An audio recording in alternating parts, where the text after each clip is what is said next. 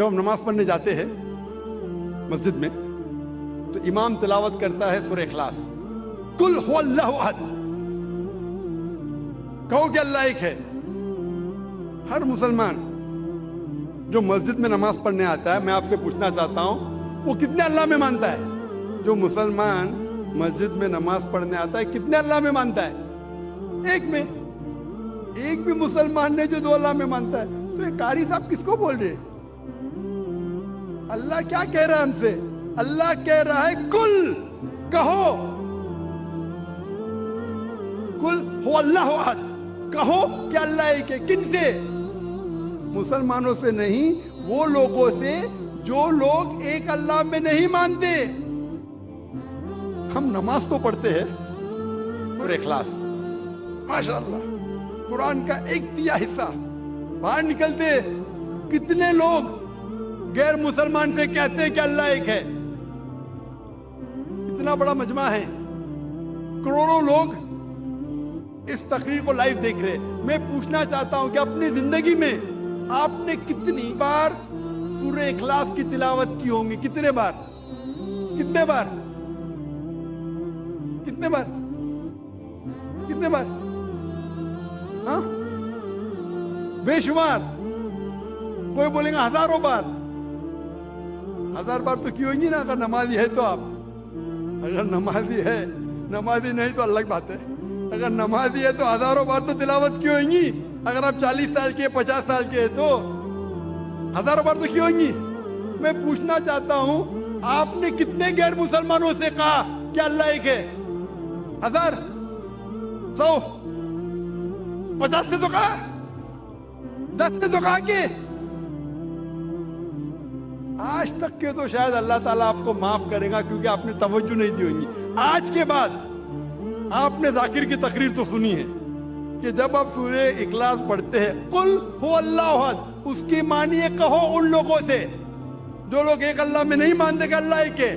آج کے بعد اگر آپ نے سورہ اخلاص کی تلاوت کی اور باہر جا کے اس کے اوپر عمل نہیں کیا تو شاید اللہ تعالیٰ آپ کو نہیں چھوڑے گا، کیونکہ آج آپ جانتے ہیں کہ صرف قرآن کی آیت پڑھنا ضروری نہیں ہے، اس کے اوپر عمل کرنا بھی ضروری ہے۔ تو میرے تقریر سننے کے فائدے بھی ہوتے، نقصان بھی ہوتے۔ اگر عمل کریں گے تو فائدہ ہوئے گا، نقصان کریں گے تو وہ لوگ بولتے ہیں نا کہ کچا لائسنس اور پکا لائسنس۔ کچا لائسنس ہے تو آپ کو ڈنڈ آدھا پڑتا ہے، پکا لائسنس سے ڈبل پڑتا ہے۔ ابھی آپ جانتے ہیں کہ سورہ اخلاص کی معنی کیا پہلے بھی جانتے ہوئیں گے، لیکن عمل نہیں کرتے ہوئیں گے۔ تو ابھی اگر آپ نماز میں اگر امام کہتا ہے قل هو اللہ احد، اس کا مطلب آپ سے کہہ رہا ہے کہ کہو وہ لوگوں سے جو ایک اللہ میں نہیں مانتے کہ اللہ ایک ہے۔ کتنے لوگ اس کے اوپر عمل کرتے ہیں؟ کتنے لوگ؟ ایک آپ کا ایک ملازم ہے، بہت ملازم جو وقت کا بہت پابند ہے، برابر ٹائم پہ آتا ہے، بہت آپ کی تعریف کرتا ہے، برابر ٹائم پہ آتا ہے، ٹائم پہ جاتا ہے، آپ کی تعریف کرتا ہے۔ آپ بولتے بھائی صاحب ذرا پانی کا گلاس لے کے آؤ، وہ بولتا ہے میرا مالک بہت اچھا ہے، بہت دیالو ہے، لیکن پانی کا گلاس نہیں لے کے آتا۔ بہت تعریف کے پل باندھ رہا ہے، ہاتھ جوڑ کے آپ کے سامنے کھڑا ہے۔ آپ بولیں گے یہ خط میرے دوست کو پہنچاؤ، میرا مالک بہت اچھا ہے، میرا مالک بہت مہان ہے، تعریف کر رہا ہے، ہاتھ باندھ کے سر جھکائے کھڑا ہے، آپ کا کہنا نہیں مانتا ہے۔ آپ کیا کریں گے؟ اس کی سیلری بڑھائیں گے؟ آپ اس کو بونس دیں گے؟ کیا کریں گے؟ کیا کریں گے؟ اسی طریقے سے افسوس کی بات ہے، اکثر ہم کہتے ہیں کہ اللہ سے محبت کرتے ہیں، کہتے ہیں تعریف کرتے، اللہ اکبر، تعریف تو بہت کرتے ہیں، لیکن کیا اللہ کا کہنا مانتے؟ عبادت کا مطلب بندگی، اللہ جو حکم دے رہا ہے ہمیں اس کے اوپر عمل کرنے کو کہتے ہیں بندگی۔ وہ تو اللہ کے رسول کی حدیث ہے، اسی لیے ہم مسلمان بچ گئے۔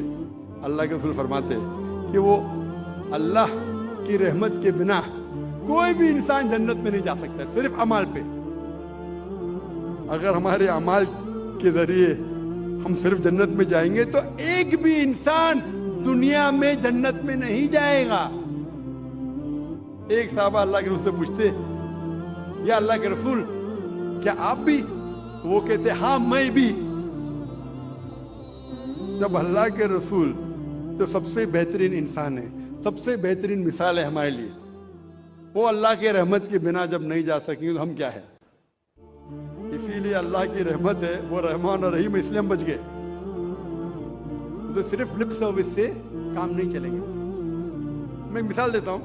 آپ بیمار ہوتے ہیں تو کس کے پاس جاتے ہیں آپ؟ ڈاکٹر کے پاس. آسان سوال, آسان جواب, اس کے لیے کوئی ریوارڈ نہیں.